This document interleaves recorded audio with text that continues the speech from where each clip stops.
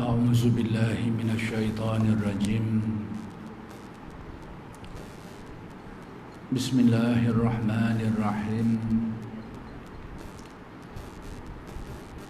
الحمد لله رب العالمين،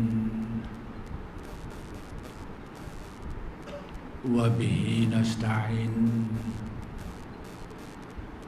اللهم صل على سيدنا العلي العظيم. إلهي أنت مقصودي ورضاك مطلوبي، أعطني محبتك ومعرفتك. السلام عليكم ورحمة الله وبركاته. الحمد لله والsyukur lillah. Segala puji bagi Allah yang telah mengurniakan hidayah dan taufik. Mudah-mudahan kita sentiasa memperolehi kurniaan hidayah dan taufik daripada Allah Subhanahu wa ta'ala. Dan insya-Allah pada malam ini akan disambung lagi pengajian kitab Sayrus Salikin karya Syekh Abdul Samad Al-Palembani rahmatullah alaih. Muka surat 152.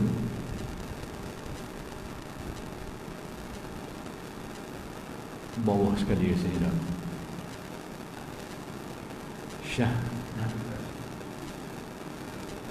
Syahdan kan?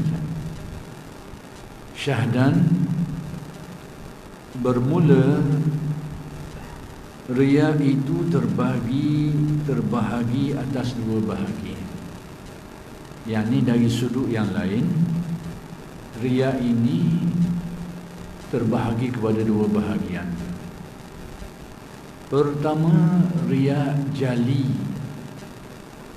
Jali perkataan Arab, dalam bahasa kita yang jelas, terang.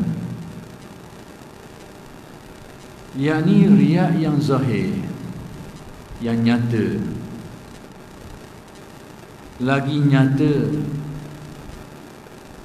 Baik, apa maksud riya yang nyata dan terang di sini, yang jelas di sini? Iaitu berbuat ibadat dengan tiada kerana Allah Ta'ala. Yakni dia buat ibadat memang bukan kerana Allah. Maksudnya dia sendiri pun, orang yang melakukan perbuatan itu sendiri tahu memang perbuatannya itu adalah riya, sebab dilakukan semua itu bukan kerana Allah. Tak keliru tak. Dan tiada kerana pahala. Tidak kerana Allah, tidak kerana pahala. Jadi kalau kita buat ibadat kerana mengharapkan pahala, kita ni orang awam ni masih dikira ikhlas. Ada setengah orang kadang-kadang dia keliru sikit. Buat ibadat kerana pahala itu dikira sudah tidak ikhlas. Itu silap. Kita mengharapkan pahala ganjaran di sisi Allah itu, amalan-amalan yang kita buat kerana itu sudah pun dikira ikhlas. Tinggal lagi dari sudut tasawufnya, tahap keikhlasannya itu masih ada yang lebih baik. Iaitu apabila seseorang itu beribadat tidak lagi melihat kepada aspek pahalanya, itu dikira ikhlas yang lebih murni. Tapi kalau dia niat mengharapkan pahala atas ibadat yang dibuat itu, sudah dikira ikhlas.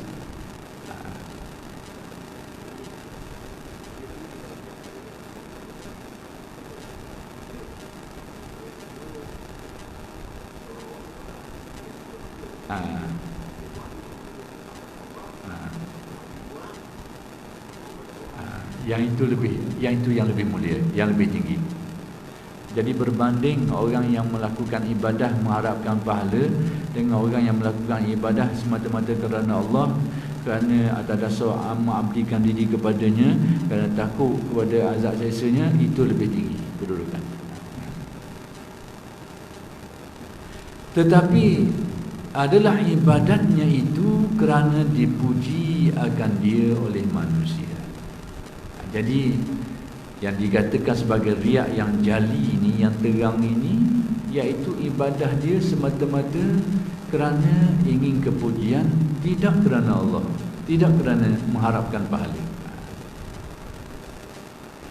Dan kerana takut dicela akan dia oleh manusia. Sama ada dia mengharapkan pujian orang, yakni tujuan dia kerana pujian orang, atau tujuan dia kerana takut dicela oleh orang kerana tidak melakukannya. Dua-dua ni adalah dikira bukan kerana Allah. Sama ada tujuan dia pujian orang atau takut orang, dua-dua jenis ni sama je, dikira sebagai bukan kerana Allah. Dan jika tiada yang demikian itu, nescaya tiada ia berbuat ibadat itu. Macam mana kita nak pastikan bahawa ibadah tadi itu bukan kerana Allah, kerana pujian atau kerana takut kepada manusia? Alamat dia, petanda dia, kalau tidak ada sebab-sebab ini, dia tidak akan buat ibadah itu. Kalau tidak, sebagai contoh, kalau tak ada orang di belakang orang, dia tidak akan melaksanakannya. Itu antara alamat, antara tanda bahawa dia melakukan perbuatan itu kerana mengharapkan atau bertujuan kepujian. Dia nak pujian orang atau dia takut pada celaan orang. Dan kedua, riak yang riak khafi. Khafi ini bahasa kita sembunyi, yakni samar-samar, yakni tak jelas molek. Keliru, tak jelas, tak ketara molek. Baik, yakni yang tersembunyi, terselindung, tersembunyi, tak jelas, iaitu berbuat ibadat dengan kerana Allah Ta'ala. Yani asal ibadatnya itu, asas ibadatnya itu memang kerana Allah, atau kerana pahala. Dua-dua ni dikira sama taraf, kerana Allah atau kerana pahala, dikira dalam satu lengkungan lah. Tetapi jikalau dilihat akan dia oleh manusia, nescaya bertambah rajinnya. Ditambah situ je. Kalau ada orang, rajin sikit. Tak ada orang, kurang sikit. Tapi buat, tetap buat. Itu tandanya dia buat semua itu kerana Allah atau kerana pahala. Cuma dimasuki riak sebahagian saja, iaitu dia akan menambahkan kerajinan dia. Kalau tak ada orang, mungkin malas sikit, mungkin pendek sikit. Ada orang mungkin rajin sikit, mungkin lama sikit, panjang sikit. Itu dikatakan riak yang sama-sama. Sebab apa? Dia keliru sikit. Dia keliru antara tujuan kerana Allah dengan campur sikit dengan tujuan yang berkait dengan manusia ni. Jadi yang seperti ini dinamakan khafi, tersembunyi kerana terkeliru.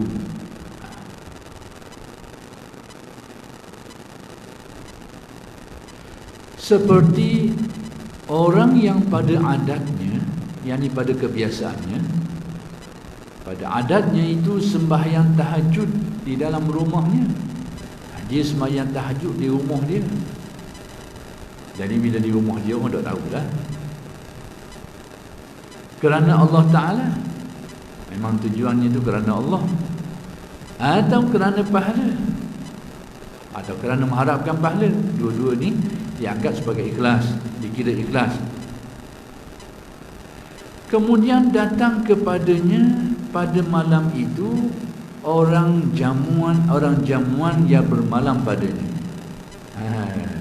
Jadi contoh yang diberi di sini, tiba-tiba padahal malam-malam, setiap malam dia bangun semua bertahajud, tapi tiba-tiba satu malam tu ada orang menumpang di rumah dia, tetamu datang ke rumah dia.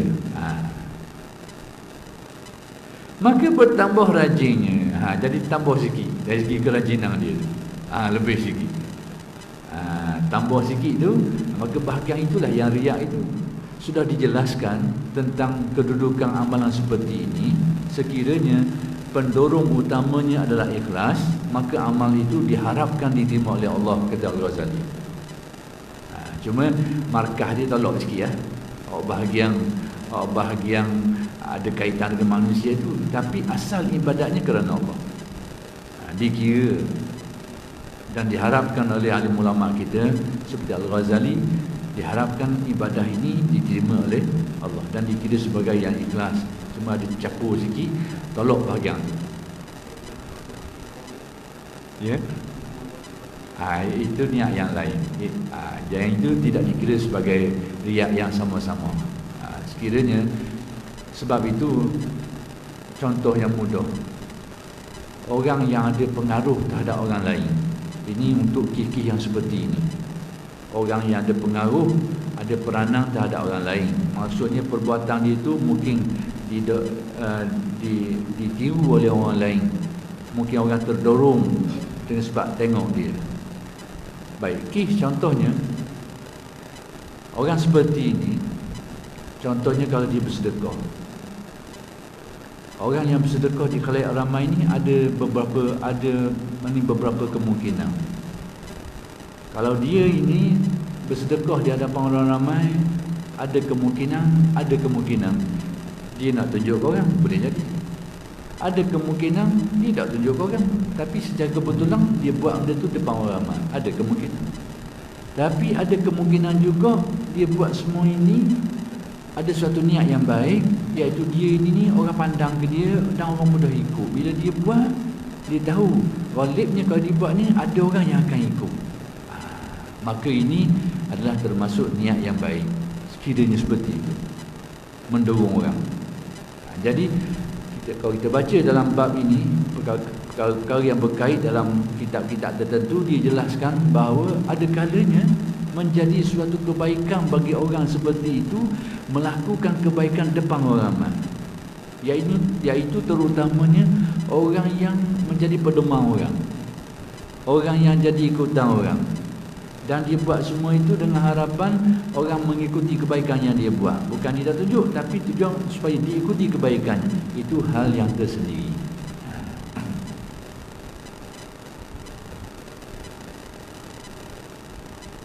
Maka bertambah rajinnya.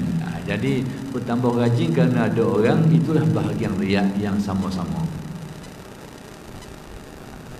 Bertambah rajinnya di dalam berbuat sembahyang tahajud itu, dengan sebab ada orang jamuan padanya itu, yakni ada orang yang bertandang atau bertamu di rumahnya.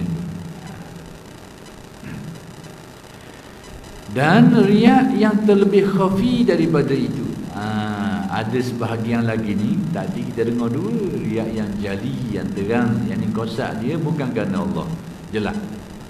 Ni yang khafi ni, kosak dia kerana Allah tapi capur sikit, khafi, sembunyi. Tapi kata Tok Syekh ni, ada sejenis lagi yang lebih sembunyi lagi. Maksudnya sama-sama lagi. Kalau kita tengok kelabu lagi daripada tadi. Yang terlebih khafi daripada itu, bahawa tiada bertambah rajinnya dengan sebab ada orang jamuan itu.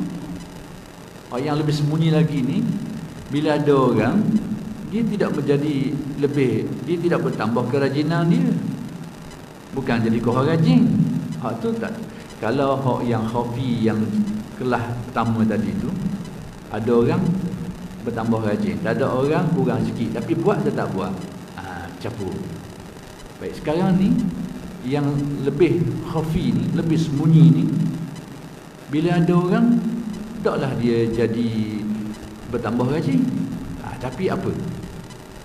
Tetapi jikalau dilihat orang yang lain akan sembahyang tahajudnya itu dahulu daripada selesainya, yakni sebelum dia selesai, atau kemudian atau selepas daripada selesainya itu, nescaya suka ia dengan dia di dalam hatinya.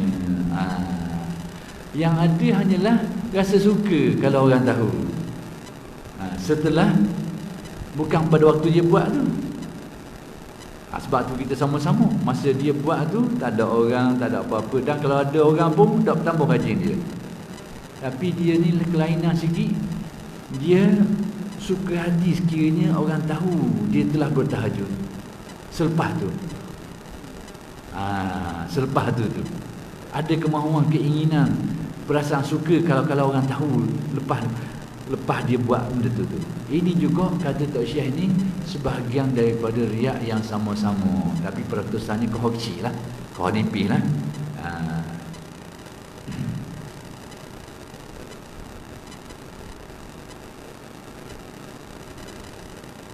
Jadi yang lebih sama-sama ni ternyata dia tidak terpengaruh dengan pandangan orang pada waktu dia buat perbuatan tu. Tapi selepas tu dia suka kalau orang tahu. Selepas dia selesai dah, suka hatinya tu kalau orang tahu bahawa dia telah melakukan sesuatu kebaikan. Jadi rupa-rupanya perasaan itu dikira sebahagian daripada riak yang sama-sama, tapi lebih sama-sama lagi, lebih keliru lagi.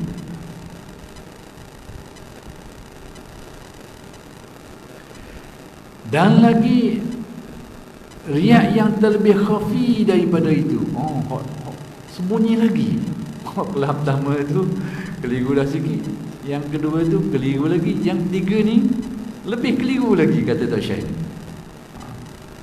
Dan lagi riak yang terlebih khafi daripada itu, lebih sembunyi lagi, iaitu bahawa tiada suka ia sebab dilihat oleh orang akan dia itu. Tidak suka kalau orang lihat. Kalau kelas pertama tu dia bertambah kerajinan. Kelas kedua dia suka kalau orang tahu. Tak bertambah kerajinan tapi suka kalau orang tahu. Yang ketiga ni, tiada suka ia sebab dilihat oleh orang akan dia itu, tetapi mengharap ia di dalam hatinya, jikalau keluar kepada manusia, nescaya memulai manusia memberi salam akan dia. Yang ni artinya apa? Dia mengharapkan orang pandang tinggi kepada dia atas perbuatan-perbuatan baik yang dia buat itu. Dari segi tasawuf dikira sebagai ada unsur-unsur riak. Cuma riak ni agak sembunyi, nipis sikit lah, nipis sikit, halus. Tapi ada makna-makna riak ni. Jadi sekarang sudah ada 3 martabat riak yang sembunyi. Yang pertama tadi, bertambah kerajinan. Kalau tak ada orang, dia buat juga tapi kurang sikit. Yang kedua ini, suka hatinya kalau dia lihat orang atas perbuatannya tu, tapi tidaklah bertambah kerajinannya, tetap sama standard je, tapi suka hatinya kalau dilihat oleh orang. Yang ketiga ni, iaitu bukan pada waktu dia buat itu, tapi dia mengharapkan kalau disebabkan dengan amalan-amalan baik yang dia buat ni, dia dimuliakan oleh orang, disanjung oleh orang. Dicontohkan di sini, contoh diberi orang beri salam ke dia dan sebagainya, dengan arti orang pandang tinggi ke dia, orang sanjung dia, orang mulia dia. Jadi niat-niat gerak-gerak hati seperti ini dikira sebagai riak yang sama-sama.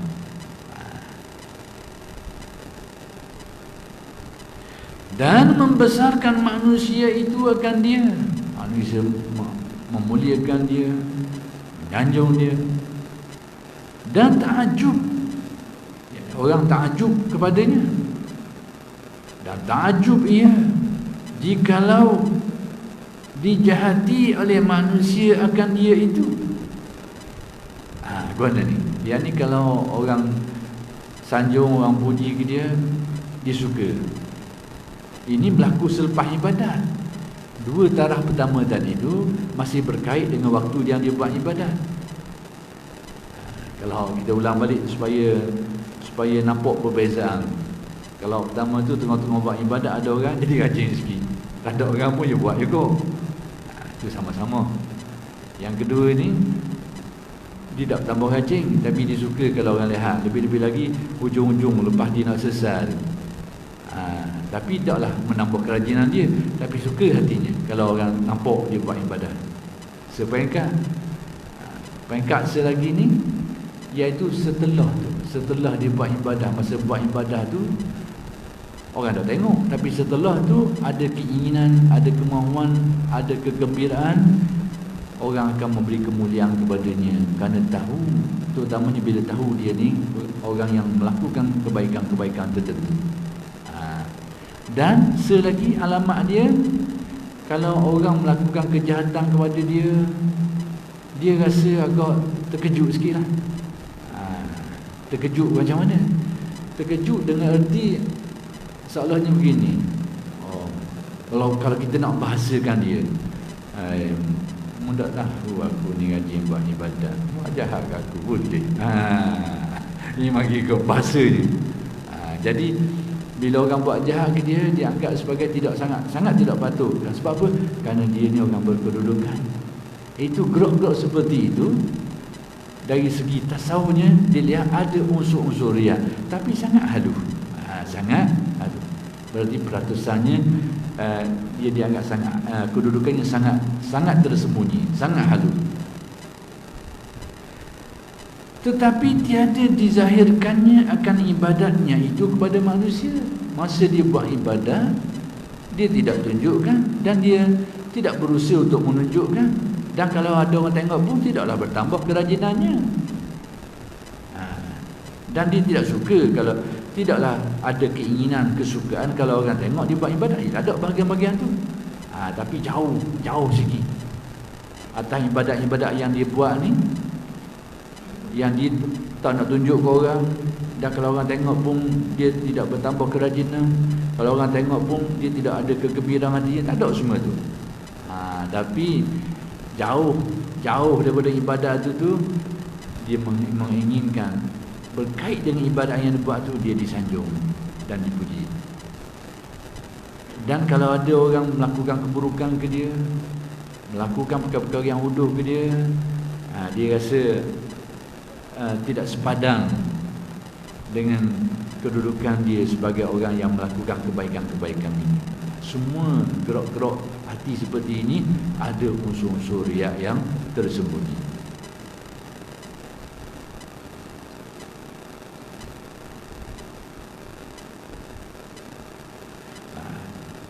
Tetapi tiada dizahirkannya akan ibadatnya itu kepada manusia itu, dia tak tunjuk ke orang. Dan sekalian riya yang demikian itu, baik apa nilaian, kedudukan atau hukumlah riya dengan tahapan-tahapan yang disebutkan tadi itu, macam mana? Baik, sekalian riya yang demikian itu berdosa, tetap dikira berdosa. Cuma peratusan dosa itu lainlah. Kalau riya 100% tertolak amal. Kalau riya bahagian sipi-sipi ni, maka mengurangi, diharapkan oleh ahli ulama kita, implikasi dia, kesan dia adalah kurangnya nilaian amal, mutu amalan itu, tapi tetap dikira dosa atas gerak-gerak niat itu. Dan ditakuti daripada yang demikian itu menghilangkan pahala ibadahnya.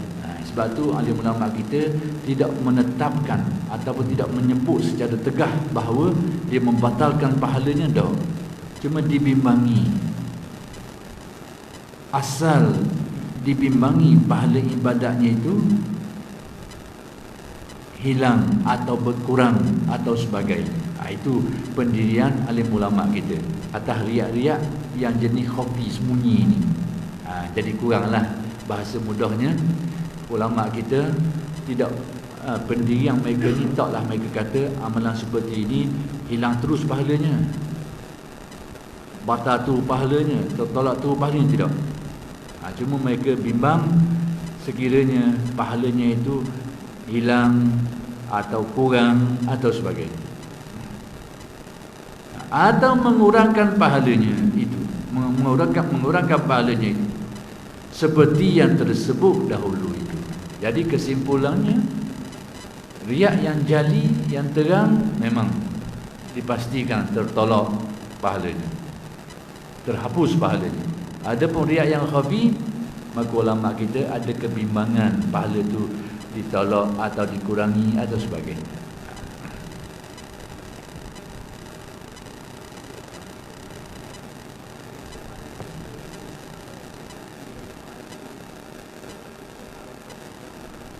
Ya, akan dilihat. Ya. Ya. Jadi ya. Jadi maksud setiap amalan yang baik itu walaupun satu zarah akan dinilai dalam ki ibadah tadi itu. Kalau kita perincikan, insya-Allah macam ada beberapa komponen dalam tu. Ada bahagian ikhlasnya, ada bahagian riaknya. Jadi bahagian ikhlasnya itulah diberi ganjaran. Bahagian riak itulah yang ditolak. Jadi itulah pendirian alim ulama kita dalam menilai amalan-amalan yang capu ni sikit. Tak kosonglah. Tak kosonglah.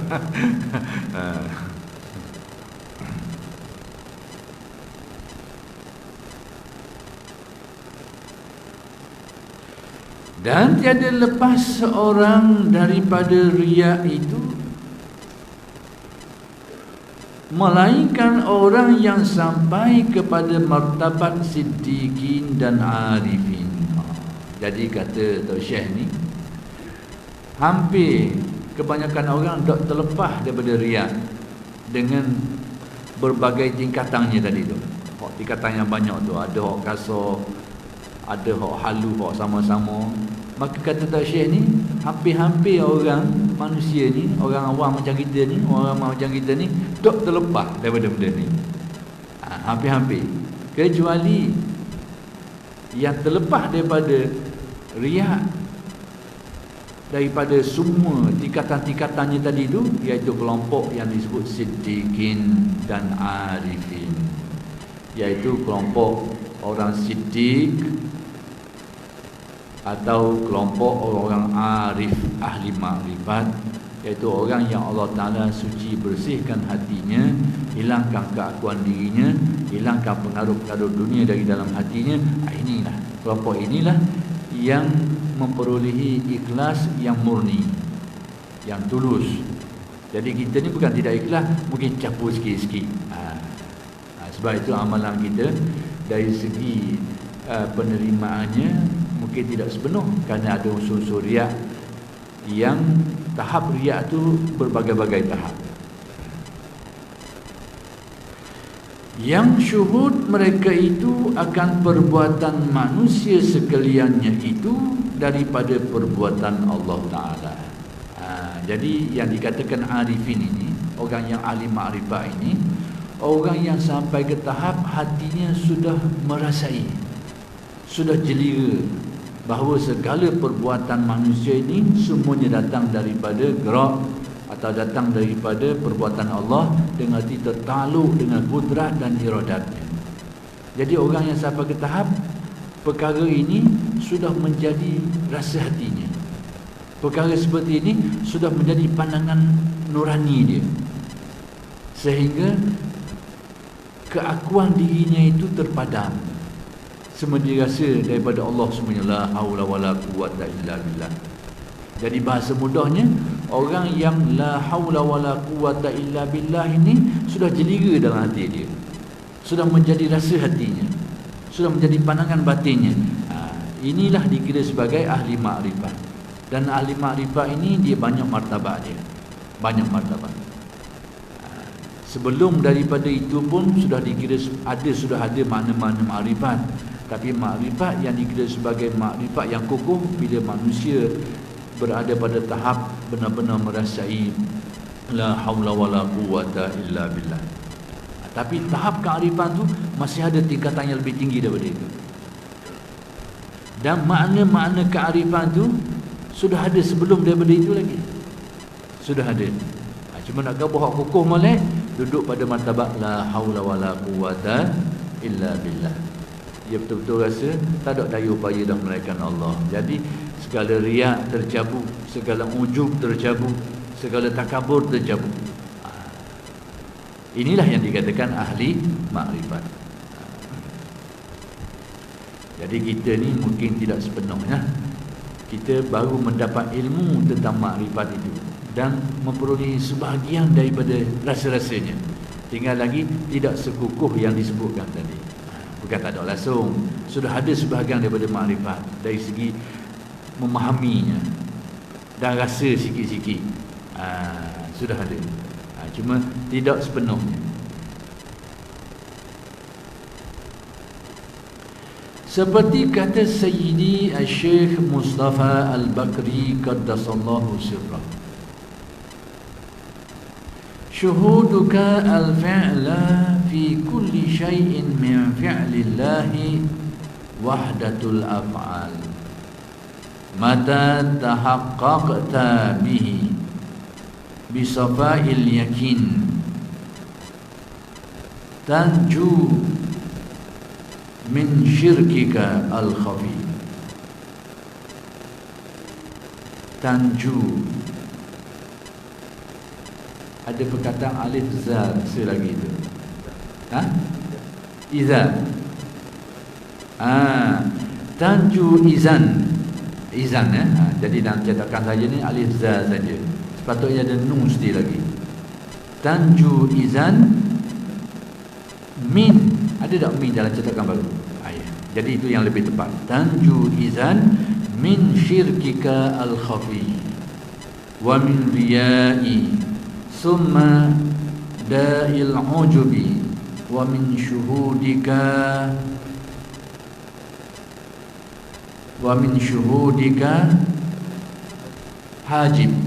hajibun wa hujub.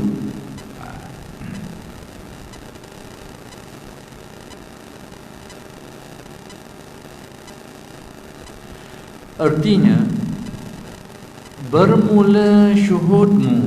Baik, apa arti syuhud? Syuhud ni terkabur sebab kadang-kadang biasa orang sebut istilah syuhud. Ini adalah kalimat yang biasa digunakan di dalam pengajian ilmu tasawuf. Tapi apa artinya? Baik, sebelum saya jelaskan maksudnya, orang kita ni tanggapan terhadap syuhud ni macam-macam. Ada yang mengatakan ilmu syuhud ini tentang sesuatu yang sangat tinggi, yang tidak kesampaian, kita tak capai benda tu. Ada orang kata gitu.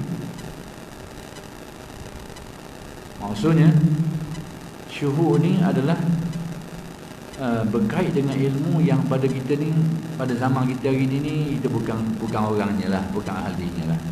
Yang ni diletakkan syuhud ini sesuatu yang sangat tinggi, yang kita orang ramai hari ni yang kita nampak, yang kita kenal hari ni memang dah nak capai lah. Ada orang beranggapan macam tu. Tapi biasalah, ada yang berlebihan dari segi menganggapnya terlalu eksklusif, terlalu tinggi. Tapi ada juga yang berlebihan dari segi menterjemah dengan makna yang sangat simple, terlalu mudah. Itu satu hal juga. Baik, saya nak terangkan. Syuhud ini artinya menyaksikan, melihat, memandang.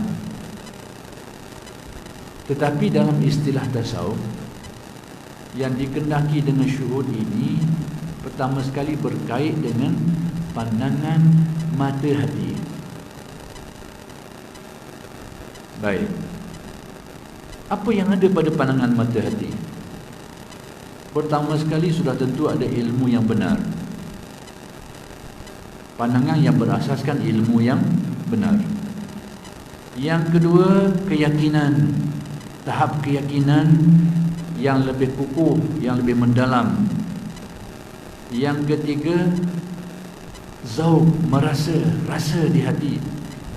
Yang keempat, selain daripada zauq itu, merasa di hati, ilmu yang benar, keyakinan, merasa di hati, kemudian hadir dalam ingatan, hadir. Inilah elemen-elemen yang perlu ada pada syuhud. Bila ada perkara-perkara ni, maka dikatakan orang itu sudah bersyuhud. Tinggal lagi tahapan syuhudnya itu, yang kadang-kadang ada yang tinggi, ada yang kurang sikit. Bermula dengan ilmu yang benar. Kalau sekadar ilmu yang benar, belum, tak kira syuhud lagi. Contohnya apa? Contoh mudah, kita ambil balik kepada tadi, iaitu kita meyakini tidak ada daya dan upaya melainkan Allah. La haula wala quwata illa billah. Sebagai seorang muslim, sebagai seorang mukmin, wajib percaya tidak ada daya dan upaya melainkan Allah. Artinya apa? Segala kejadian, segala apa yang berlaku, hakikat sebenarnya itu adalah berkait dengan kudrat dan iradat Allah. Terjadi dengan kudratnya, berlaku menurut kehendaknya. Itu yang menjadi kewajipan kita percaya benda ni. Kalau dalam ilmu usuluddin orang panggil tauhidul af'al. Baik. Bila kita tahu benda ni, pengetahuan yang hakiki, yang sebenar, yang muafakat dengan Al-Quran dan hadis, kita tahu. Baik. Kemudian pengetahuan kita ini dari segi keyakinannya itu bertambah. Kita ni yakin, tapi keyakinan kita kadang kurang. Sebab itulah hati kita penuh dengan kerisauan, kebimbangan. Itu adalah alamat hati yang lemah keyakinan. Bukan tidak ada keyakinan, ada pengetahuan yang sebenar tapi lemah keyakinan.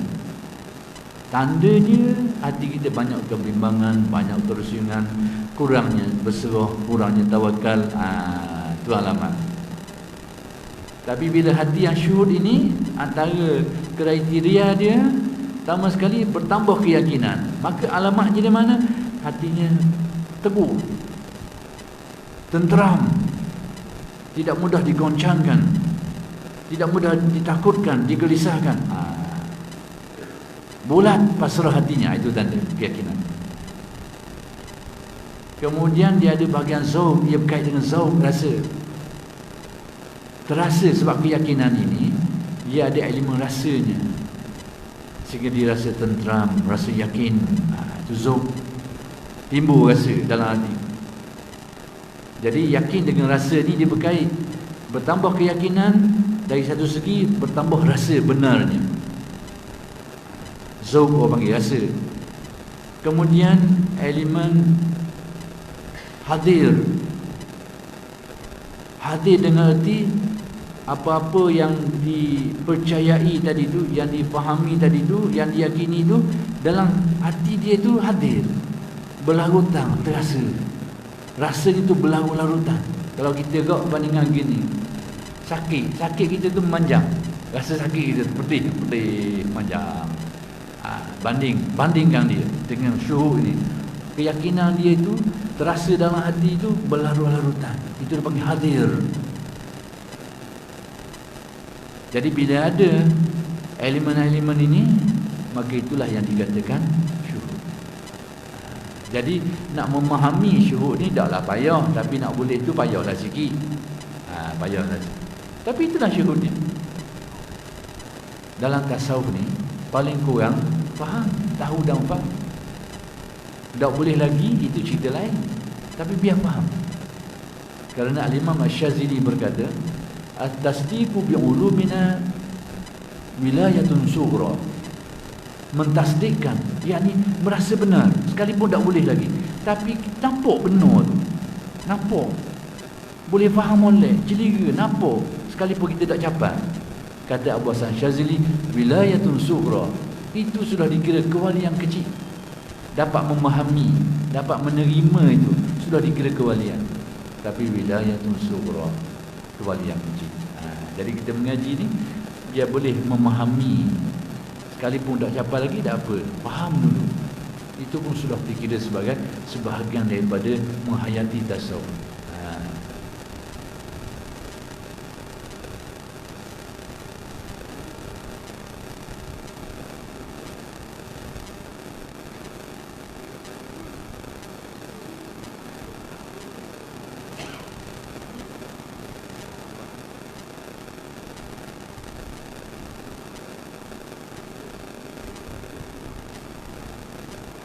Ya.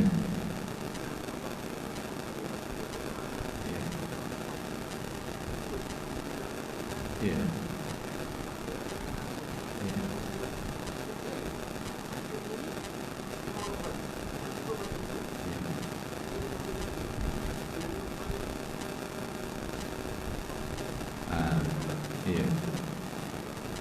Itu sebahagian daripada tuntutan-tuntutan ataupun sipi-sipi hati yang ada syuhud. Bila hati syuhud ni, dia akan terdorong kepada tasdik, membenarkan apa-apa yang diberitahu oleh Allah dan Rasul. Itu Itu alamat. Bila hati ini boleh nampak benda tadi itu, dia terdorong kepada kebenaran yang diberitahu. Contohnya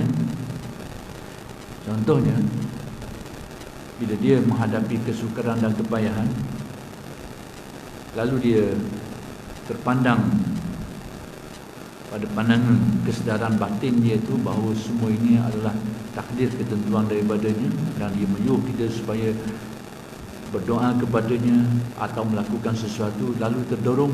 Itu adalah kesan daripada pandangan mata hati. Kesan. Cuma tinggal lagi syuhud ini tahapan dia berbeza-beza lah dari segi tahapan. Kalau dia tak ada benda tu, hilang punca, hilang pedoman.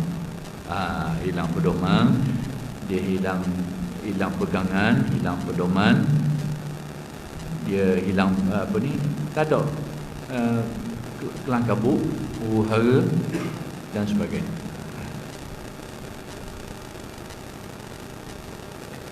Tahapan yang paling tinggi dalam syuhud, dia akan membuahkan hati itu redha. Itu tahapan syuhud yang paling tinggi. Dia akan membuahkan buah redha dalam hati dia. Tamanina, yakni teguh. Dalam istilah tasawuf dipanggil tamkin.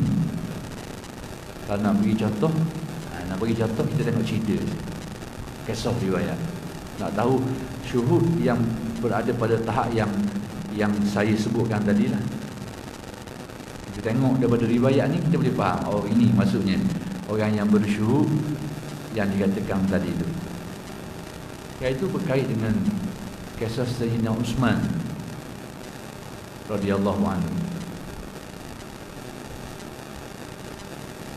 Sayyidina Uthman ini kadang-kadang ada orang kata